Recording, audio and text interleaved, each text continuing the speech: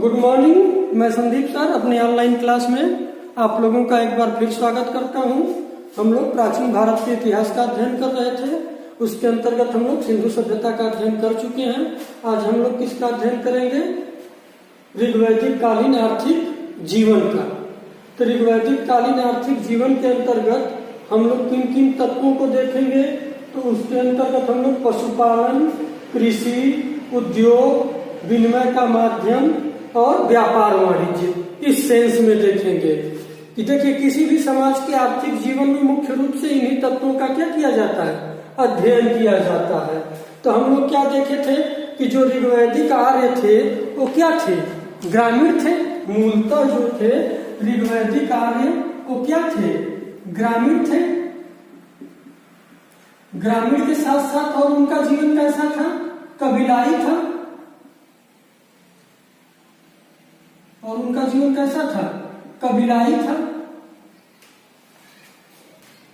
तो ऐसे में उनके जो जीवन का मुख्य आधार क्या था? उनके जीवन का मुख्य आधार कृषि और पशुपालन था। उनके जीवन का मुख्य आधार क्या था? कृषि और पशुपालन। इसी कृषि पशुपालन के आधार पर ही हम लोग देखेंगे कि उनके उद्योगों का भी विकास हुआ है, विनिमय के माध्यम का भी विकास हुआ है और व्यापार वाणिज्य भी इन्हीं के आधार पर होता था। तो हम लोग देखते हैं कि कबीलाई है और ग्रामीण जीवन है। इसके साथ साथ इनके जीवन में अस्थायित्व का क्या था? अभाव था। अस्थायित्व नहीं था। ये कैसे थे? यायावर थे या घुमक्कड़ थे। एक जगह स्थायी रूप से नहीं रहते थे। अगर देखिए जब स्थायित्व का अभाव रहता है तो ऐसे में कृषि पर विशेष ध्यान नहीं दिया जाता है। आप लोग जानते होंगे कि कोई भी फसल को उगाने के लिए एक निश्चित समय अवधि होती है कि कम से कम 4 महीने, 1 वर्ष, 6 महीने में ही वो फसल क्या होती है? तैयार होती है। और एक ऐसे हैं घुमक्कड़ हैं। तो ऐसे में हम लोग देखते हैं कि उनकी जो अर्थव्यवस्था का मूल आधार था वो क्या है? पशुपालन है। पशुपालन इनका क्या है? प्रमुख व्यवसाय है। पशुपालन इनका क्या है? प्रमुख व्यवसाय है। और कृषि क्या थी? गौण व्यवसाय थी। तो अगर आप लोगों से एग्जाम में पूछ दिया जाए कि आर्य सबसे अधिक किसको महत्व देते थे, तो पशुपालन को देते थे। कृषि को उसकी तुलना में कम महत्व देते थे। क्यों? क्योंकि वो उनके जीवन में क्या था? अस्थायित्व नहीं था, इसलिए। तो अब हम लोग देखते हैं कि जो पशुपालन, सबसे पहले किसको देखेंगे? पशुपालन को हम लोग देखते हैं। तो अब देखिए पहले आप लोग एक समझिए कि जो पशु होते हैं, पशुधन होता है, उससे हम लोगों को क्या क्या चीजें मिल सकती हैं? जो पशुधन होते हैं उनसे क्या क्या हम लोगों को लाभ हो सकता है? तो सबसे पहले हम लोगों के यातायात की सुविधा में सहायक होते हैं। यातायात के लिए हम लोग इसका प्रयोग करते हैं। दूसरा किस लिए प्रयोग किया जा सकता है? खाद्यान्न के लिए। इनसे मांस और दूध मिलता है। तीसरा इनका संपत्ति के रूप में भी प्रयोग किया जाता है। बाद में हम लोग देखते हैं विनिमय के माध्यम के भी रूप में प्रयोग किया जाता है। और इनसे क्या लाभ हो सकता है हम लोगों को? तो और क्या लाभ हो सकता है? कृषि, जो कृषि भी की जाती है पशुओं की सहायता से ही की जाती है। इससे हम लोगों को खाद और खेतों को जोतने के लिए बैल मिलते हैं, जिसके माध्यम से क्या की जाती है? खेती की जाती है। तो हम लोग देखते हैं कि जो आरंभिक आर्य यायावर थे तो ऐसे में उनको पशुओं से इतने प्रकार के लाभ थे, तो इसलिए उन्होंने क्या किया था? पशुपालन को अधिक महत्व दिया था। तो हम लोग देखते हैं कि जो ऋग पशुपालन का जो हम लोगों को साक्ष्य मिलता है वो ऋग्वेद के 10वें मंडल के पुरुष सूक्त से मिलता है। उसमें पशुओं को 3 श्रेणियों में बांटा गया है। वो 3 श्रेणियां कौन कौन सी है? ग्राम्य, अरण्य और वायव्य। ग्राम्य के अंतर्गत पालतू पशु आते थे, अरण्य के अंतर्गत जंगली पशु आते थे और वायव्य के अंतर्गत पक्षियों को रखा जाता था। इसके अलावा बहेलियों का भी उल्लेख मिलता है। जो जानवरों को क्या करते थे, पकड़ते थे। तो बहेलियों के लिए एक शब्द का प्रयोग किया गया है, निधानपति। निधानपति, निधानपति किसको कहा जाता था, बहेलिया को कहा जाता था। अब हम लोग देखते हैं कि कौन कौन से पशु उनको अधिक प्रिय थे, किससे वो परिचित थे और किससे वो परिचित नहीं थे। तो इसमें हम लोग देखते हैं कि जो ऋग्वैदिक आर्य थे वो बाघ से परिचित नहीं थे। अगर आप लोगों से एग्जाम में पूछ दिया जाए कि ऋग्वैदिक काल के लोग किस पशु से परिचित नहीं थे, तो वो लोग बाघ से परिचित नहीं थे। कहीं कहीं पर हाथी भी लिखा मिलता है कि हाथी से भी वो लोग परिचित नहीं थे, लेकिन छिटपुट कई जगह हस्तिन शब्द का उल्लेख मिलता है, जिसके आधार पर कुछ इतिहासकार अनुमान लगाते हैं कि नहीं, पूरी तरह से नहीं कहा जा सकता कि नहीं वो हाथी से परिचित नहीं थे। अब हम लोग देखते हैं कि जो उनका सबसे प्रिय पशु था क्या था, गाय था। गाय से देखिए दूध की भी प्राप्ति होती है, अच्छे बछड़े की भी प्राप्ति होती थी जो कृषि में सहायक होते थे। इसके अलावा बैल के माध्यम से ही वो लोग यातायात भी करते थे। तो इसलिए उनके जीवन में क्या था, आर्थिक जीवन में गाय का बहुत अधिक महत्व था। इसलिए वो लोग गाय को एक तरह से दैवी रूप प्रदान कर दिए थे, उसको दैवी रूप प्रदान कर दिए और उसको क्या बोले, अघन्या। गाय को क्या बोले, अघन्या। अघन्या का अर्थ होता है न मारे जाने योग्य। ये आप लोगों के एग्जाम में कई बार पूछा गया है कि गाय के लिए किस शब्द का प्रयोग किया गया है, अघन्या का। इसके अलावा गाय को अष्टकर्णी भी कहा जाता था। क्यों? क्योंकि इसके कान में लोग पहचान के लिए 8 छेद कर देते थे, जिसके कारण उसको क्या बोला जाता था, अष्टकर्णी। इसके अलावा हम लोग देखते हैं कि गाय के आधार पर वो लोग विभिन्न शब्दों की भी क्या किए थे, रचना किए थे। जैसे हम लोग देखते हैं गोपत, गोपत, गोधुली, गोपति, उसके बाद गव्यतु, इन सब शब्दों का गवेषणा, ये सब शब्द किससे आए, गाय से ही आए। और गाय को चुराने वाले को क्या बोला जाता था, पड़ी। ऋग्वेद में जो गाय की चोरी करते थे, पड़ी, पड़ियों का उल्लेख है। ये पड़ी माना जाता था कि ये लोग क्या करते थे, गाय की चोरी करते थे। इसके अलावा आप लोग देखेंगे ऋग्वेद के 176 बार ऋग्वेद में क्या है, गाय का उल्लेख है। इसी आधार पर कहा जाता है कि नहीं, उनका सबसे प्रिय पशु क्या था, गाय थी। तो इसके अलावा हम लोग आगे और चीजें देखेंगे। उसके अलावा हम लोग देखते हैं जो उनका दूसरा प्रिय पशु था वो क्या था, घोड़ा। अब इसका घोड़े का क्या यूज था, युद्ध के लिए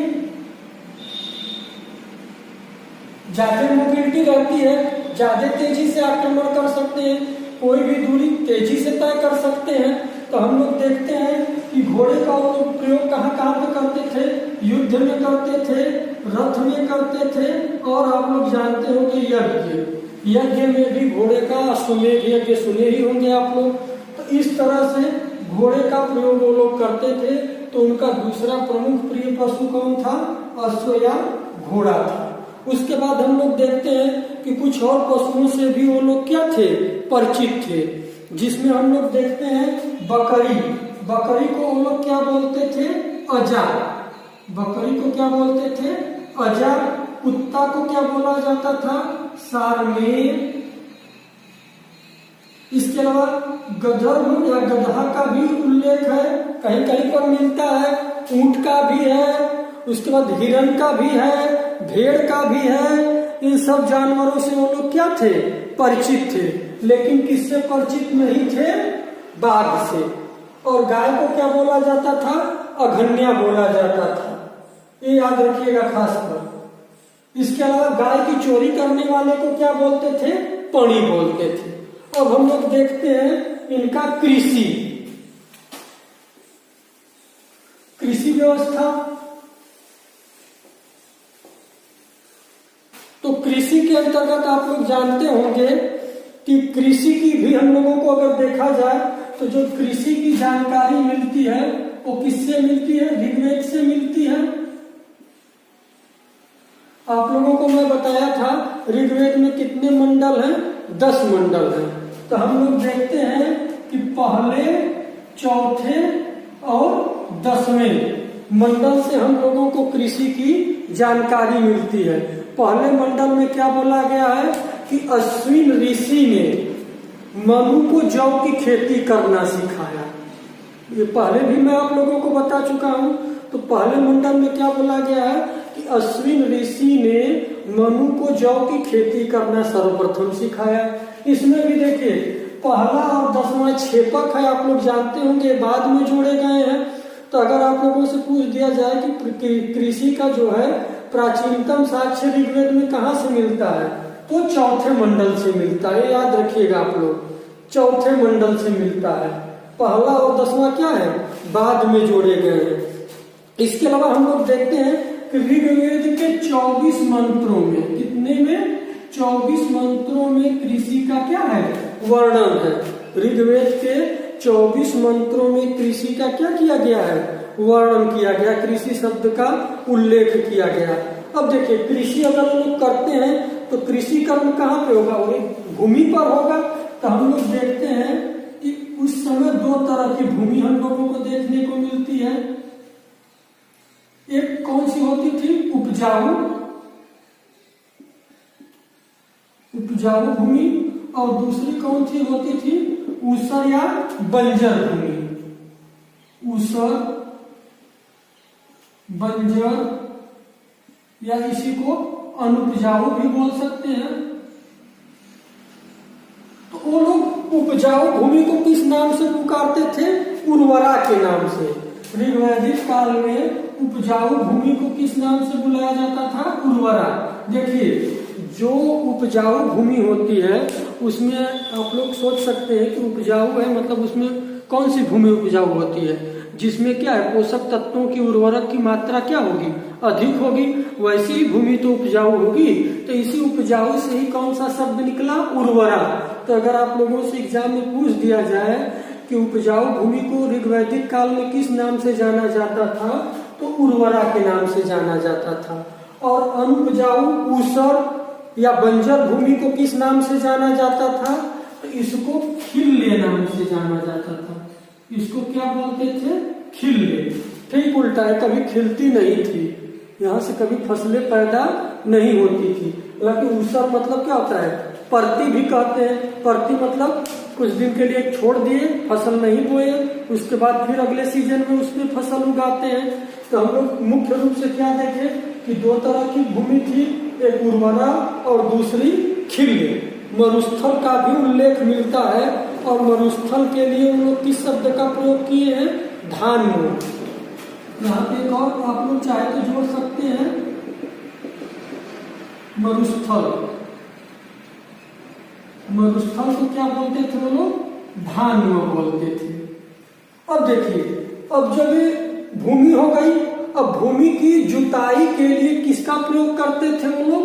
हल का प्रयोग करते थे। भूमि की जुताई के लिए किसका प्रयोग करते थे? हल का प्रयोग करते थे।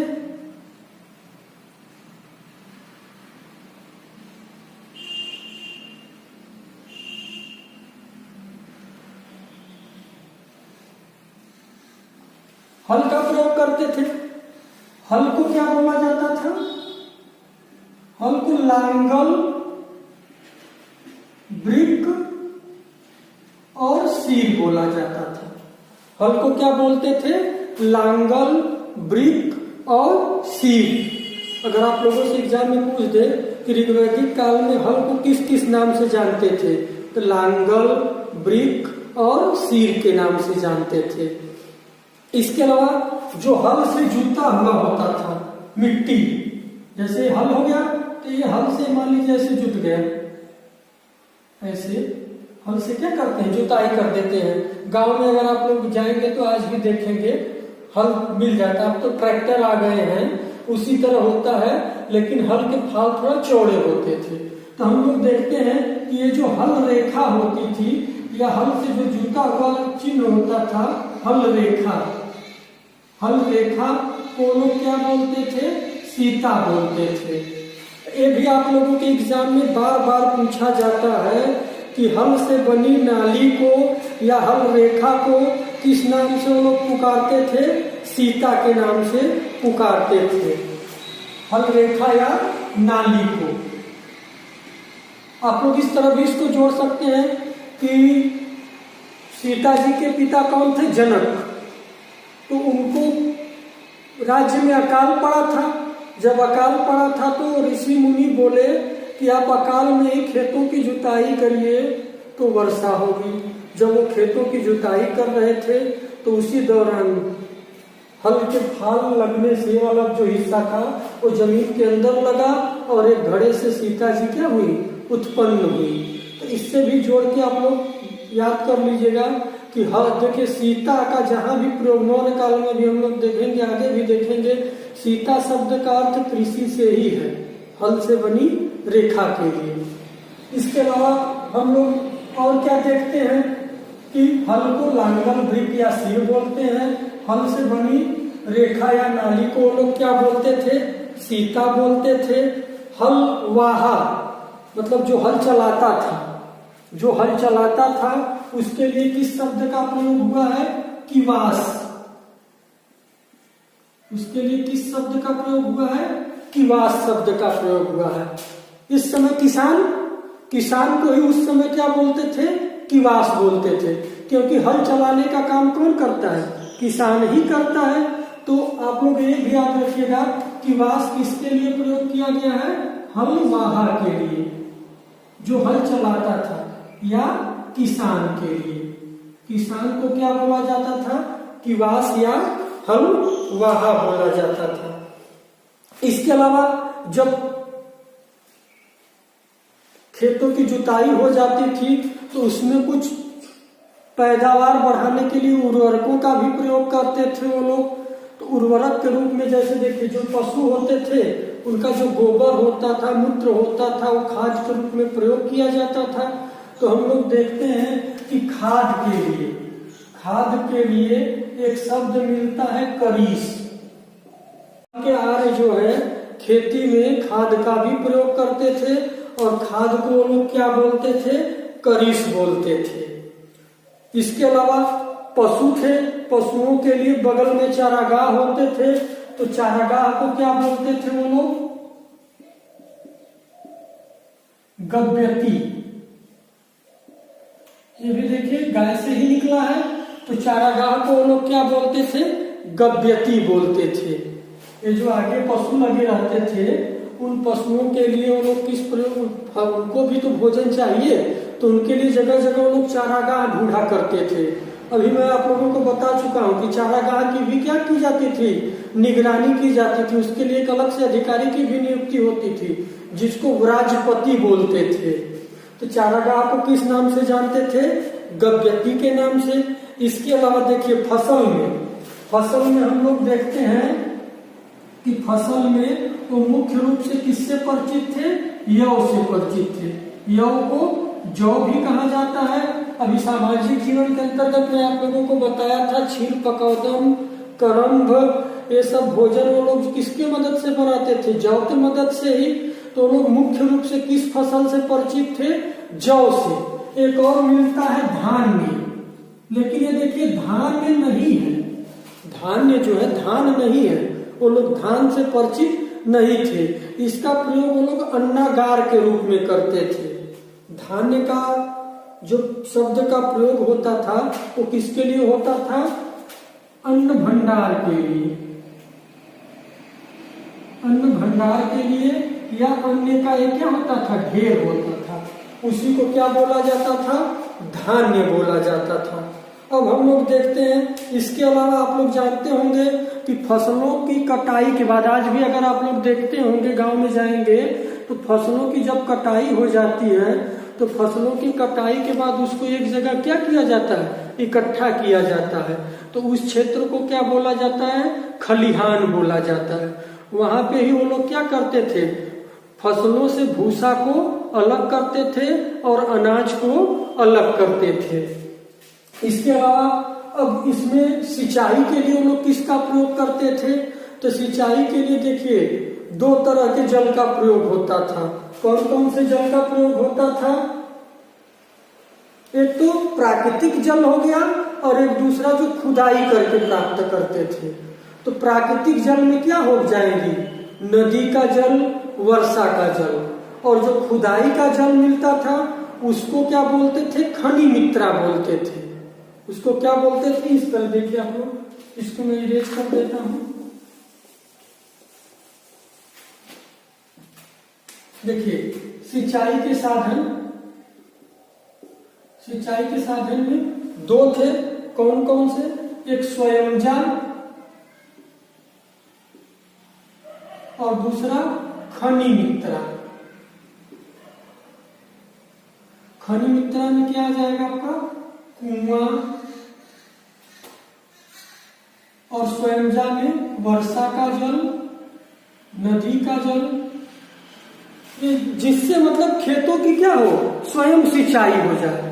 खेतों की स्वयं सिंचाई कैसे हो सकती है? प्रकृति ही कर सकती है। तो हम लोग देखते हैं जो वर्षा या नदी के जल से सिंचित क्षेत्र था उसको वो लोग क्या बोलते थे? स्वयंजा बोलते थे। और जो कुआं हो गया, तालाब हो गया, नहर हो गई, इन सब से जो सिंचित क्षेत्र था उसको क्या बोलते थे? खनि मित्रा। कुआं के लिए एक शब्द का प्रयोग हुआ है अवट। कुआं को लोग क्या बोलते थे? अवट बोलते थे। अवट। इतनी जानकारी महत्वपूर्ण किससे? उनके कृषि गतिविधियों से। तो इसमें देखिए मुख्य रूप से आप लोग क्या याद रखेंगे? ऋग्वेद के पहले, चौथे और 10वें मंडल में कृषि का उल्लेख है। पहले मंडल में कहा गया है कि अश्विन देवता ने मनु को हल चलाना और जौ की खेती करना सिखाया। सबसे प्राचीन कृषि का उल्लेख चौथे मंडल में 24 मंत्रों में है। 2 प्रकार की भूमि थी, उर्वरा उपजाऊ भूमि होती थी, खिल्य जो है ऊसर या बंजर भूमि होती थी, धान्य मरुस्थल होते थे। इसके अलावा हल के लिए लांगल, वृक्ष, सिर शब्दों का प्रयोग किया गया है। सिंचाई में 2 तरह से होती थी, एक स्वयंजा और दूसरा खनि मित्रा। स्वयंजा वर्षा या नदी का जल और खनि मित्रा में कुआं, तालाब, इन सब का जल। अब हम लोग देखते हैं इनका उद्योग, आर्यों का, ऋग्वैदिक आर्यों के उद्योग और शिल्प। तो उद्योग और शिल्प के अंतर्गत हम लोग सबसे पहले किसको देखते हैं? वस्त्र उद्योग। तो वस्त्र उद्योग के अंतर्गत हम लोग क्या देखते हैं? देखिए पिछले क्लास में मैं गलती से बोल दिया था कि वो लोग कपास से परिचित थे, लेकिन आप लोग याद रखिएगा कि ऋग्वैदिक आर्य कपास से परिचित नहीं थे। वो लोग वस्त्र का प्रयोग करते थे, लेकिन सूती वस्त्र का प्रयोग नहीं करते थे। मुख्य रूप से ऊनी वस्त्र का, मृग चर्म का, इन सब का प्रयोग करते थे। तो वस्त्र उद्योग के अंतर्गत हम लोग देखते हैं कि ये लोग कपास से परिचित नहीं थे। इतना याद रखिएगा आप लोग कि क्या ऋग्वैदिक आर्य कपास से परिचित थे? नहीं। वही सिंधु सभ्यता के लोगों में पढ़ते हैं हम लोग कि उन्होंने ही सबसे पहले कपास की क्या की? खेती की। इसीलिए कपास को सिंडोम भी बोला जाता है। अब हम लोग देखते हैं ऊन से बने वस्त्रों का अधिक प्रयोग करते थे लोग। इसके अलावा कपड़ा बनाने वाले को क्या बोलते थे? जो कताई बुनाई करते थे, कपड़ा बनाते थे, उनको क्या बोला जाता था? सीरी या पेशस्करी। इसको क्या बोलते थे? सीरी या पेशस्करी बोलते थे। करघा, आज भी करघा चलते हैं, तो करघा को क्या बोला जाता था? टसर बोला जाता था। और जुलाहे को क्या बोला जाता था? तंतुवाय। जुलाहों के लिए एक शब्द का प्रयोग किया गया है, कौन से? तंतुवाय का। उसके बाद हम लोग देखते हैं जो दूसरा महत्वपूर्ण है कर्मकार उद्योग। कर्मकार में क्या होता है? धातुओं का कार्य किया जाता है। तो इसके अंतर्गत हम लोग देखते हैं कि विभिन्न धातु आते हैं। तो वो लोग सोना को क्या बोलते थे? हिरण्यकार। हिरण्य, सोने को किस नाम से पुकारा जाता था ऋग्वैदिक काल में? हिरण्य के नाम से। और जो सोना का काम करते थे उनको क्या बोला जाता था? हिरण्यकार बोला जाता था। अयस्क शब्द का प्रयोग जो है तांबा और कांसे के लिए किया गया। बाद में जब लोहे की खोज होती है तो लोहे को कृष्ण अयस्क कहा जाने लगता है। तो ऋग्वैदिक काल में अयस शब्द किस सेंस में प्रयोग किया गया है? तांबा या कांसे के लिए।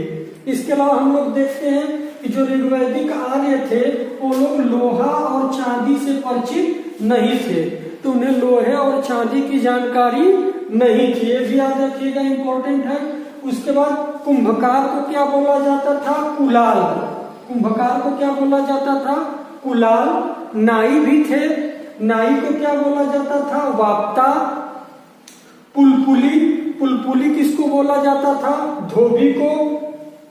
इसके अलावा पेशस्करी, पेशस्करी जो कताई बुनाई करते थे उनको क्या बोलते थे? पेशस्करी बोलते थे। इसके अलावा हम लोग देखते हैं भीषण, ये प्रमुख एक तरह से उनका उद्योग व्यवसाय था। कौन सा? चिकित्सक का। चिकित्सक का जो व्यवसाय था इसमें वो लोग क्या करते थे? औषधियों का निर्माण करते थे। तो इसमें हम लोग मुख्य रूप से 3 लोगों को देखते हैं, वरुण को, अश्विन को और रुद्र को। इनको वैद्य के रूप में, भीषज के रूप में क्या किया गया है? दिखाया गया है। उसमें भी सबसे अधिक महत्वपूर्ण कौन है? अश्विनी है। ये देवताओं के भी क्या थे? चिकित्सक थे। इसके अलावा आप लोग जानते होंगे कि चैमन ऋषि को इन्होंने क्या किया था? बुढ़ापे से मुक्ति दिलाई थी और उनको यौवन प्रदान किया था। इसके अलावा कटे हुए पैर को भी ये क्या किए थे? जोड़ दिए थे। तो इनके बहुत कारनामे हम लोगों को अश्विनी को देखने को मिलते हैं। आप लोगों से मुख्य यही पूछ दिया जाएगा कि वैद्य किसे कहा जाता था? भीषज को। और प्रमुख वैद्य कौन थे? अश्विनी थे। इसके अलावा रुद्र और वरुण भी वैद्य के रूप में कार्य करते थे। अब अगला हम लोग क्या देखते हैं? विनिमय का माध्यम। तो विनिमय के माध्यम में मुख्य रूप से वो लोग किसका प्रयोग करते थे? विनिमय के माध्यम के रूप में। तो विनिमय के माध्यम में हम लोग देखते हैं कि वो लोग मुद्रा का प्रयोग नहीं था, मुद्रा का प्रचलन नहीं था। यहाँ पे अगर आप लोग देखेंगे तो मुद्रा, क्या वो लोग मुद्रा से परिचित थे? तो नहीं थे। पहला तो यही एग्जाम में क्वेश्चन आप लोगों से पूछ दिया जाएगा कि क्या ऋग्वैदिक कार्य मुद्रा से परिचित थे? नहीं। तो भाई व्यापार वाणिज्य होता कैसे था? लेन देन कैसे होता था? तो क्या था? वस्तु विनिमय। उस समय क्या था? वस्तु विनिमय था। वस्तु विनिमय में भी मुख्य रूप से गाय और घोड़ा, इनका हम लोगों को विनिमय के रूप में देखने को मिलता है। एक जगह एक कथानक भी है ऋग्वेद के 4थे मंडल में। ऋग्वेद के 4थे मंडल में वामदेव कहते हैं कि कौन है जो मेरे इंद्रदेव की प्रतिमा को 10 गायों के बदले लेगा। अब इससे अनुमान ये लगाया जा सकता है कि वो क्या कर रहे हैं? अपने इंद्रदेव की प्रतिमा को किसके बदले में दे रहे हैं? गाय के बदले में दे रहे हैं। तो यहाँ पे विनिमय का माध्यम गाय कर रही है कि नहीं कर रही है? इससे भी अर्थ निकाला जा सकता है कि उस समय गाय का कितना अधिक महत्व था। इसके अलावा गाय को भारद्वाज ऋषि ने सब ऐश्वर्य का मूल भी बताया है, मतलब सब सुख किसमें है? गाय में ही है। इसीलिए वो लोग गाय की अधिक कामना करते थे। इसका तुलना पुत्र से भी किया गया है। तो हम लोग देखते हैं कि विनिमय के रूप में गाय और घोड़ा का वो लोग क्या करते थे? प्रयोग करते थे। मुद्रा से परिचित नहीं थे। विनिमय में भी वस्तु विनिमय होता था। व्यापार वाणिज्य, व्यापार वाणिज्य में हम लोग देखते हैं कि सीमित था। उनका व्यापार वाणिज्य कैसा था? सीमित था। व्यापार वाणिज्य क्यों सीमित था? उतनी चीजें नहीं थी। मुख्य रूप से किसका व्यापार वाणिज्य करेंगे? वस्त्र का, खाल का, पशुओं की जो खाल होती है, देखिए गाय की खाल से वो लोग दूरी भी नापते थे। दूरी के लिए एक शब्द का प्रयोग किया गया है, वो गाय की खाल है। इसके अलावा और क्या इसमें मिलता है हम लोगों को? तो इसमें हम लोग देखते हैं कि एक महत्वपूर्ण है व्यापार वाणिज्य में, एक व्यापारी के रूप में किसका उल्लेख है? व्यापारी के रूप में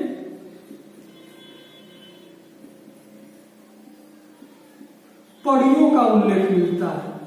अभी मैं आप लोगों को बताया था कि पड़ी क्या करते थे? गाय की चोरी करते थे।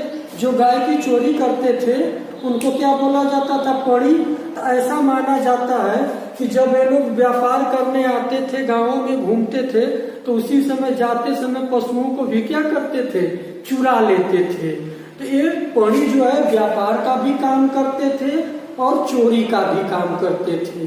वैसे भी आप लोग जानते होंगे आजकल के जो व्यापारी हैं सब कुछ न कुछ कहीं न कहीं समझ सकते हैं आप लोग। तो जो पड़ी थे उस काल में क्या थे? व्यापारी थे या गाय की चोरी करने वाले थे।